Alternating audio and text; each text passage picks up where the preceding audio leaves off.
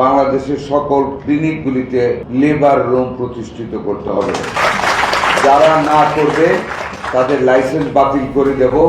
দেশের সব বেসরকারি ক্লিনিক ও হাসপাতালকে নরমাল ডেলিভারির জন্য বাধ্যতামূলকভাবে লেবার রুম স্থাপনের নির্দেশ দিয়েছেন স্বাস্থ্যমন্ত্রী সরদার মোহাম্মদ সাখাওয়াত হোসেন। আগামী শনিবারের মধ্যে নির্দেশনা বাস্তবায়ন না করলে সংশ্লিষ্ট প্রতিষ্ঠানের লাইসেন্স বাতিল সহ প্রয়োজনীয় আইনগত ব্যবস্থা নেওয়া হবে বলে কঠোর হুঁশিয়ারি দিয়েছেন তিনি।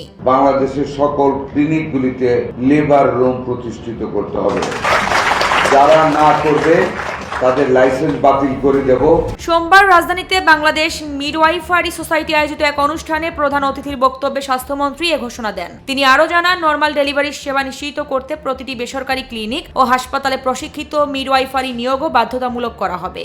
এ সময় তিনি আরও উল্লেখ করেন, একসময় দেশে অধিকাংশ সন্তান জন্ম হতো স্বাভাবিক প্রসবের মাধ্যমে। গ্রামাঞ্চলে অভিজ্ঞ দায়ের সহায়তায় নিরাপদে সন্তান প্রসবের দীর্ঘ ঐতিহ্য ছিল। এখন স্বাস্থ্যসেবার উন্নয়ন ঘটলেও বাণিজ্যিক উদ্দেশ্যে অপ্রয়োজনীয় সিজারিয়ানের প্রবণতা বেড়েছে।